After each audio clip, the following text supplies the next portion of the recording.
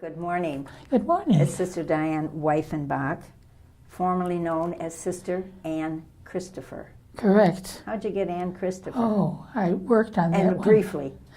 I worked on that one. Anne means grace of God, and Christopher, of course, is Christ bearer. And my mother, when I was dying as a baby, I refused the formula and she could not breastfeed. Took me to church and dedicated me to St. Anne. There was a statue there. Oh. And then I've always loved the story of St. Christopher. So I gave them that name. You could give them 3 names. Right. And Sister Margaret Phillips said, what are the other 2? I said, I'll take what you give me if I don't get this. Oh. I was that funny. Well, that's interesting. That's okay. I would have figured 3 combinations with Christopher in it. Mm-hmm. Anyway, okay, well, thank you again. And as I mentioned the other day, you've had a long, engaging, wonderful life. And in 30 minutes, it's a challenge. So you accepted the challenge to know what to tell us and, yes, in the 30 minutes, and we'll just move along that way. So let's begin, Diane, where you began. Where were you born, and what was your early life like, starting your journey? I was born in Hammond, Indiana, so I'm a Hoosier at birth, but it was just a matter of the hospital being across the border from Illinois. Mm-hmm. And my parents, in 1935, were living in a garage, an alleyway garage, behind my aunt's house.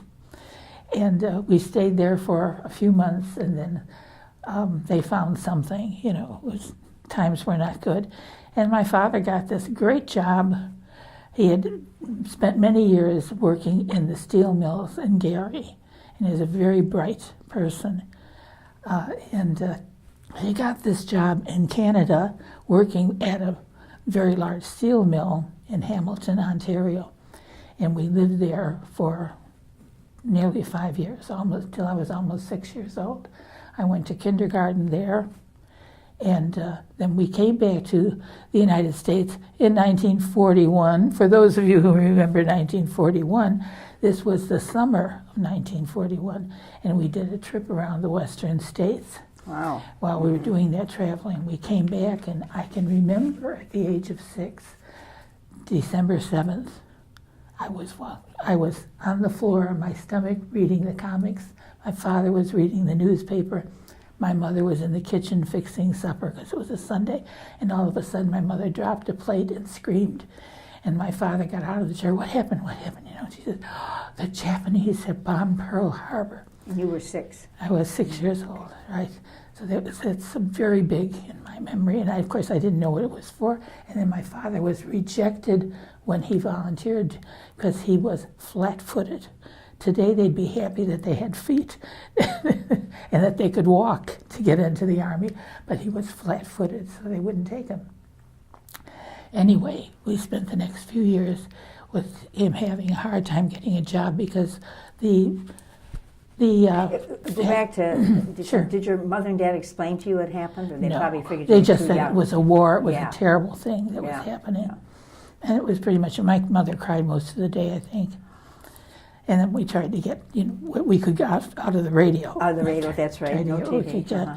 Yeah, so eventually my father taught precision instruments at factories, and that they were converting all the factories, into places where they made tanks and Correct. ammunition and all those kinds of things. What do you mean by precision instruments? Precision instruments are just any of those instruments that, I don't know, that are very, very carefully put together, and anything you make in the factory has to be fit. Mm-hmm.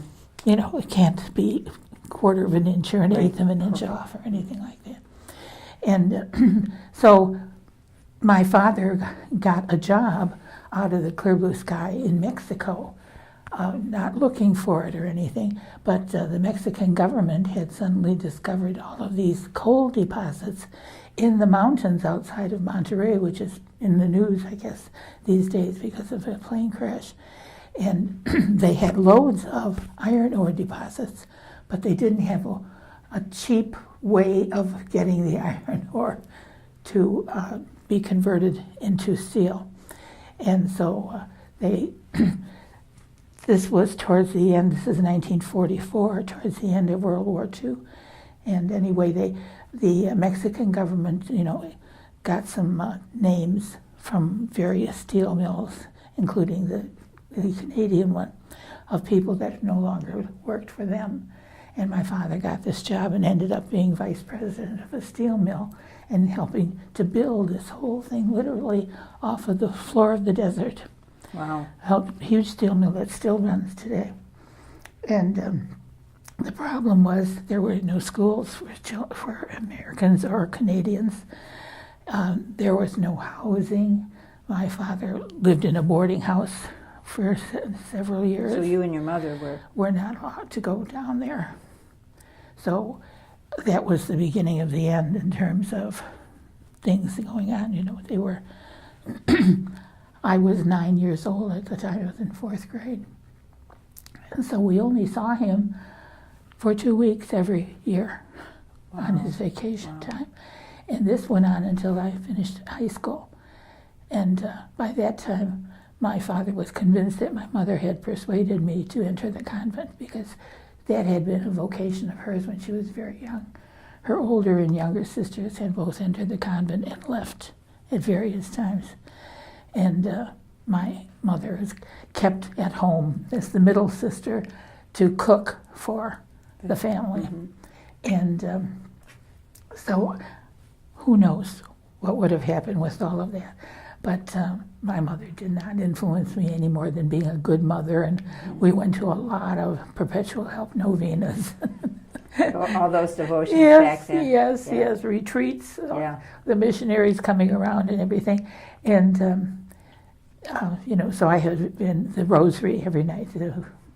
I had a strong religious background to it. And then, of course, the story that convinced me that maybe I could make it in the convent, because I had a great admiration. Because my mother would say, if Sister gives it to you, I'm going to give it to you twice, if you're a bad girl. So where did you go to school? I went to Our Lady of Peace grade school, which was like a mile down the road from St. Philip Neri, where our nuns taught. Okay. These nuns were the Kentucky Dominicans that I had. And then I went to Aquinas High School, because I could just walk there. So anyway, I read Seven Story Mountain, which came out as a big bestseller during my senior year. So I spent every night reading part of Seven Story Mountain. And today I couldn't tell you too much about it, but it was a huge influence on me. The way More he so struggled. than some special nun? Well, this is what happened. Sister, I won't name names in this, but anyway, I really admired her, and she was my English teacher. That's nice to say their name. Oh, okay, Sister Rose Francis Joyce. Right, yes, Rose she Francis was. Joyce.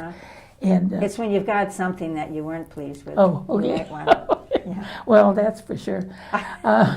Anyway, I was hurrying to her class, and she was standing in a partial doorway with this other nun. And as I tried to get past them, being a lot slimmer than I am now, I heard her say to the other nun, "Oh, she makes me sick."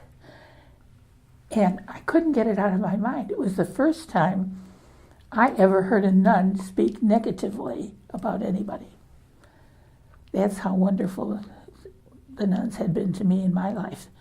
Or else I didn't remember much, what was going on. She makes me sick. And I thought to myself, you don't have to be perfect to be a nun to begin with. So that changed your whole And perception. that changed me. I went home, told my mother the story. She said, "Of course you don't have to be perfect, honey." Did you ever tell Rose Francis that? Oh, I don't think I did. I think she would have been not That's taking an it quite unusual. the What same touched way. me to become a sister. Anyway. Yeah. Anyway. I think there were some other things there Oh, too. Really, yes. Well, her example was great. And then, so I wanted to enter the convent in June, like 5 or 6 others did in my class. And I was an only child, by the way. Right. So and my father is still working in Mexico and coming home for 2 weeks. Not quite 2 weeks, every year. All right. So by that time, during my senior year, a lot of letters went back and forth. I told him that I wanted to your dad. work. I wanted to work for God, and be one of God's people. And he sent letters that I would never have thought he would send. To me especially, but I don't know. Positive? No, Okay. oh, absolutely not. So when I got all the information, about entering and so forth, and saw that the parents would have to sign, because I was still 17 when I graduated from high school, and they would both have to sign a paper giving the Adrian Dominican community parental right over me until I was 18. Oh. And so my mother said, "Oh, of course I'll sign it." My father said, "I'm not signing any such thing." Well, that led to my talking to a priest who was a friend of Rose Francis. He taught at Loyola University. And he said, "No, this is a man who really means it." We showed him all the letters. He really means it. And what he meant was he would never support my mother financially again. And my mother, in the meantime, had gotten a job in a factory, because he wasn't really supporting us Anyway, in the way we should have been supported. We were lower middle class. Let's just put it that way. So when you decided you were just going to enter? Well, I found out about it like in November. I went to Loyola University I was going to go there for the first year and then enter the following June. And then I found out that they had a mid-year entry. And Oh, that's right, February. oh yes, and we just raced around. We kept the trunk in the Aquinas basement. And Rose Francis is making announcements. "Sister Diane is here. Put your veil on." Okay. That kind of thing, so that I got to know them better, and they got to know me better. It was a So you did all your time. preparations at the convent with the support of your mom, right, and you knew right. you were. Did your dad know you were going to enter in February? No, then? I don't think so. Yeah. So No. you just entered. I wrote him a letter Okay. and said I was going to do this, and then he chose to go a different path, and anyway, eventually, there was a breakup and so forth. But then I entered and got a wonderful education.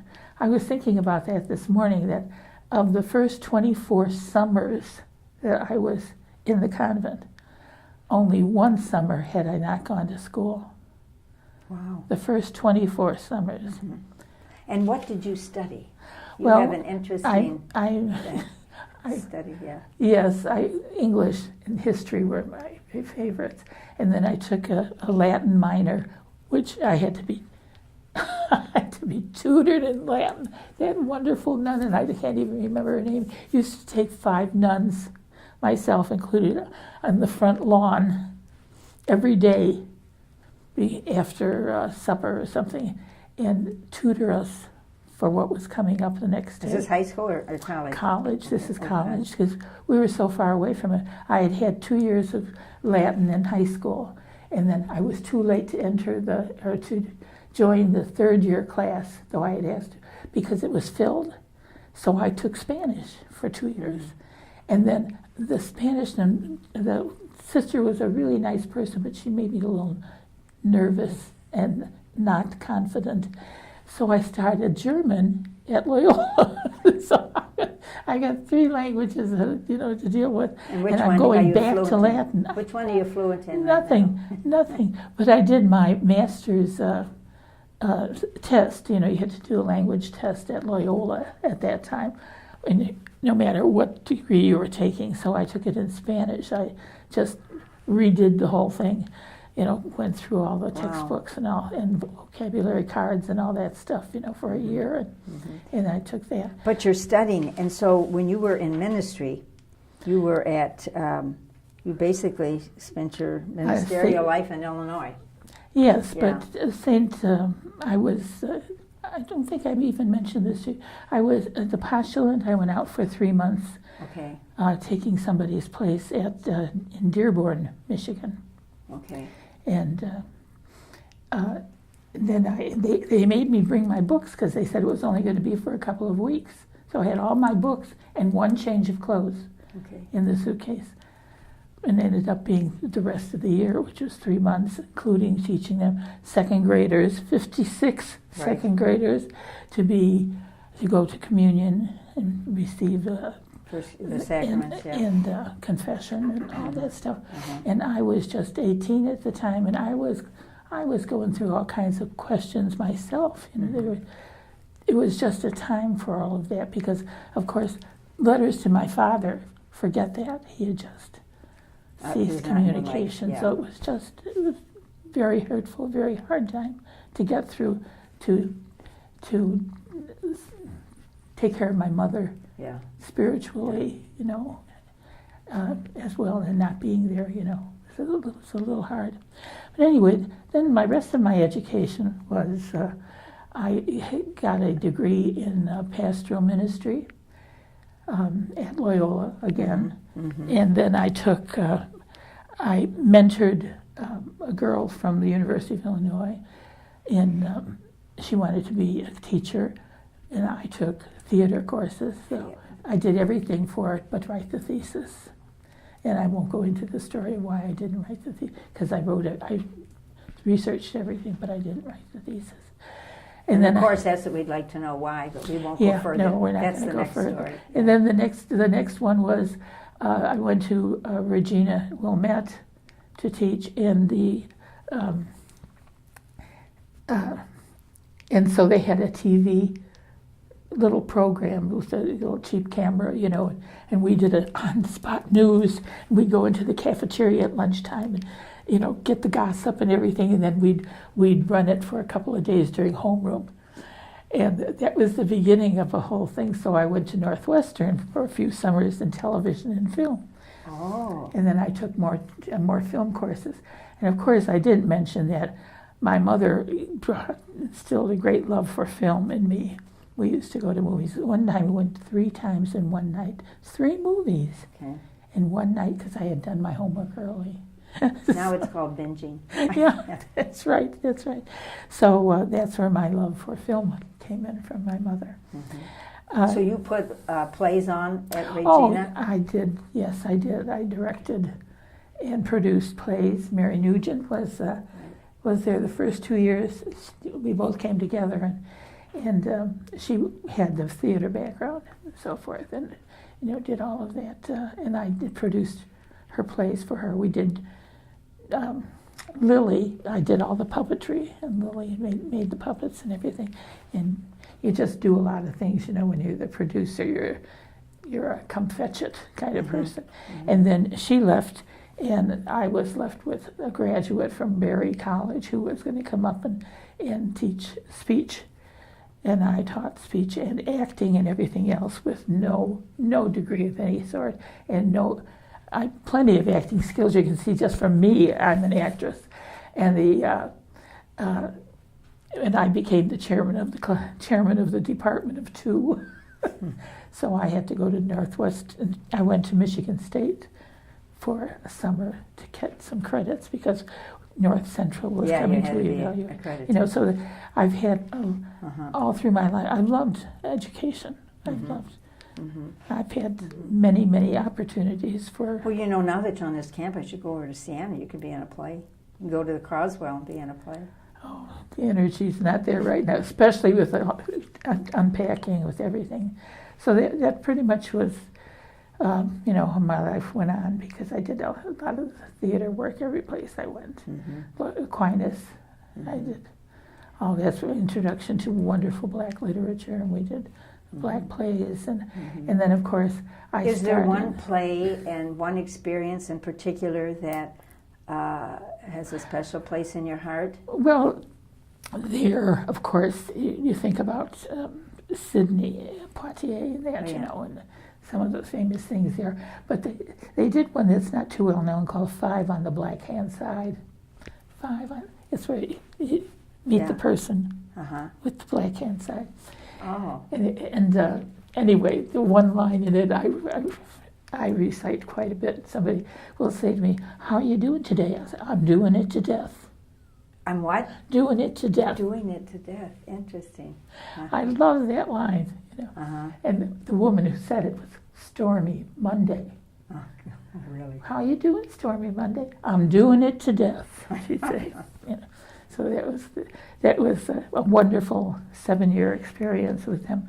But I started doing coaching competitive speech teams at Regina, and then I went to Aquinas, and then I went to St. Ignatius College Prep with the Jesuits, and I got very involved in that because I had all of these talents. I have to say it, you know, God gave me a lot of talents, Mm-hmm. and we did very well. We did very well. I have a United States representative in Washington, D.C., who was one of my students who I helped get over stumbling. Mm-hmm. #1 in the United States at the national contest Mm-hmm. in one of the categories. Lots of trophies, just lots of them. I have a little bitty trophy. And the other kids got his trophies like that. Here's my little trophy, but that's okay. The memories So are, then you had some health challenges, which got you here, got you to campus? well, lots of health challenges. Yeah. Yes, I could say I started at the age of 50. I had to get glasses. Well, That was the first thing at the age of 50. From then on, it was downhill, uh-huh. you know. And then in 2001, I got both knees replaced same time, and had a second surgery within 6 months of that. I had 23 weeks of therapy just So that summer. So what was it that changed your mind or encouraged you to come here, or who was it? well, I felt that I still had energy Good. Uh-huh. and that I could share it. And I had also been teaching film aesthetics, not how to use a camera, but aesthetics to appreciate, like your cameraman is doing. He's taking one picture. But if you were Barbara Walter and I was Barbara Streisand, you know, we would do this interview 3 times. We would do what's called a 2-shot, where the camera would be out here and take the 2 of us, same questions. Then they would do it just shooting her, same questions, answers might be a little different. Yeah, sure. And then the 3rd time would be putting the camera on me for the whole thing, and then you edit it, because it's too expensive to bring more than one camera on location, you know, to somebody's home, some star's home. Are you learning, Scott? So why would you do that? Why would you show Barbara Walter in this picture? Maybe because she was really surprised that Barbara Streisand was so honest about the answer. So she just sort of looked, you know. Yeah. What, Yeah. see? Is there, in your theater or film experience, did you ever teach someone that went on to the next level? Yes, I taught a lot of students at Regina, especially. I had students who, I know of one for sure, went on for her doctorate in Italian film. She was Italian. She went on for it. And then Anyone we may know? no. Okay. No. Oh, you don't know. They could have. Yeah, that's right. They Right. could have. And then I had a lot of students who took, the speech course was a semester course as a sophomore. And so I instituted a quarter of public speaking and then a quarter of TV production, because during that time I was doing production work at Northwestern and other things, you know, and taking other classes in television and film. And so a number of them, their names were on the credits locally, you know, after a few years, after they got through college and that, and I say, oh, this is so-and-so, you know. So what special projects are you engaged with here on campus? I'm thinking as you're talking, you could do something at Weber. I'm going to Janet on this lunch and learn thing, or you could go and teach something about public speaking. I could do a lot of things. You could do a lot of yeah, things. it's You're- just you're waiting involved- for it. But right now, here's my notification. Now, on the outside, it says what? Oldies but goodies. Film catalog. Fun, fun, fun. Okay. I have 900 DVDs from my collection of 40 years of teaching film. 900, Yes. okay. And so they are all through the good graces of a lady that I met in the Holy Land retreat a couple of summers ago. And she typed them all up. And we have the stars. We have the year it was made. We have what country it's from, if it's not from the United States or England. And There's Star Wars.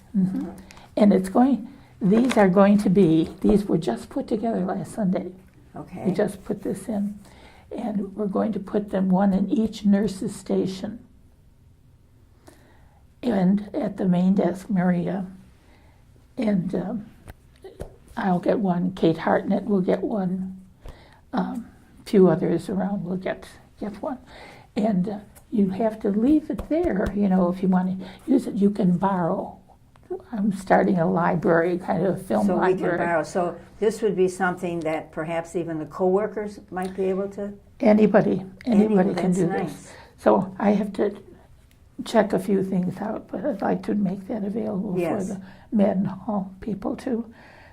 These are the directions, You give me a phone call, and my new phone number is in there and everything.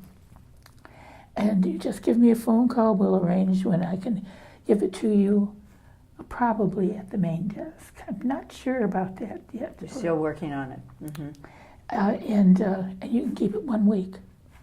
But more than that, and I will demand your firstborn, which should be a little hard to get on this campus. And then what would you do at the firstborn? Right, nothing, absolutely nothing. I'd run away. And if you need to keep it for a second week, okay. Now, I've already had lots of interest because I've talked about this.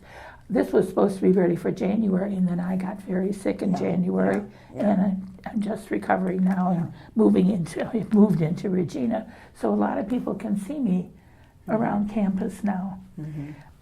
And I'm very proud of this, that this is available to the nuns. That's great. That's a wonderful gift. I mean, you talk about using your talents and sharing them. How do you want to be remembered, Diane Weifenbach? Just as I would hope, a kind person. I'm kind. I'm not completely patient. So with that in mind, it's never to be mean or ornery or thoughtless, though sometimes that comes into it, with anybody. I try to do what I should do. I try to honor people, but I think I miss it sometimes, like everybody else does. But I think that's it, kind, and that I'm very happy to share the gifts. God gave me a lot of gifts, and I'm not ashamed to say that. I used to be able to sing. I had an operatic voice. I was going to be a cigarette girl in Carmen. With the little container, with Yes, the thing here? Yes. Yeah. But that was at Loyola University, and then I entered the convent instead, so I never got to be the cigarette Your soul girl. has been saved. Yeah. But I led a lot of singing, a lot of teaching of music, though I can only play the key of C, but I knew how to transpose all of the other keys to the key of C. This goes back a little bit to your early upbringing. Did you have, you didn't have any siblings, but did you have any cousins or any? Two. Yeah, so your family is really your family lonely. Is us. Yeah. And we didn't live near them. Yeah. We didn't. In many ways, I'm a loner. I project that I'm a, just the opposite. not a party girl. But anyway, That cigarette girl has kind of left you. Yeah, that's right. That's right. Is there anything else you'd like to share with us? Well, I was trying to think of that forgot? one thing you had with, a quotation. And there's so many quotations I like to use, a quotation, either scripture or just something that someone has said or has mentored something to you. One of my favorite ones over the years has been from St. Augustine's Confessions. Our hearts are restless till they rest in Thee. And I have all these talents, and I've used them all. But and I'm ready to do more with what I have. But also accepting where you are at this time of your life. That's right. Okay. Your most influential movie that everyone should watch? Oh. Well, I'm going to show it. The Maltese Falcon with Humphrey Bogart. The Maltese Falcon. It's considered the most perfect crime movie ever made. And we're going to show it, I think it's in September. That's part I didn't give any plug to. Our oldies but goodies is every 2 weeks. We put out a movie, or we have a movie. being you and Kate Hartnett. Kate Hartnett. will be responsible one week, but she's been very ill. Yes, So, yeah. We share. Yeah. We share. And we try to, we've taken suggestions from people, if I have them. And I don't try to keep up with today's things. As Christine Livingston, who is in charge of the activities, she'll go to Redbox, Got it. and get a current one, for the nuns, and that's fine. But I don't have that kind of money. And when I used to get these films, I had money for it, and also I'm very good at the sales. Yeah, good. Very good at that. I realize that. Got all that way. Who would you say is your most favorite actor or actress? Just briefly, who might that be? Marlon Brando. Why? Because he's a real actor. You just watch him, you're fascinated. On the Waterfront is another one of my favorites. Mm-hmm. And I cry every time I get to the end of it. Well, the Maltese Falcon. Falcon. Uh-huh. Yeah, I'll have to look into that. There is not one word in that movie that can be taken out. The script is so tightly written that every single sentence, every bit of dialogue has to be in there for the story to progress. Sidney Greenstreet, Peter Lorre, Mary Astor, who was big there. Okay. And of course, Humphrey Bogart was going on to the African Queen after this. Okay, the African Queen. Yeah. Okay, well, you just let it come right out of you. So, Diane, thank you so much Well, thank for you sharing for your asking me to come. enthusiasm and your acting ability with Oh, us. well. And I'll think of you as I look at movies. So, in the Thank name of you. the congregation, I thank you also, and we're glad that you're here on this campus with us. And I am too. Yes, and thank you for your service to our women as you are helping them with these movies and providing some fun time. I think we're having Yes. good times with them. That's great. That's great. So, thank you. Thank you.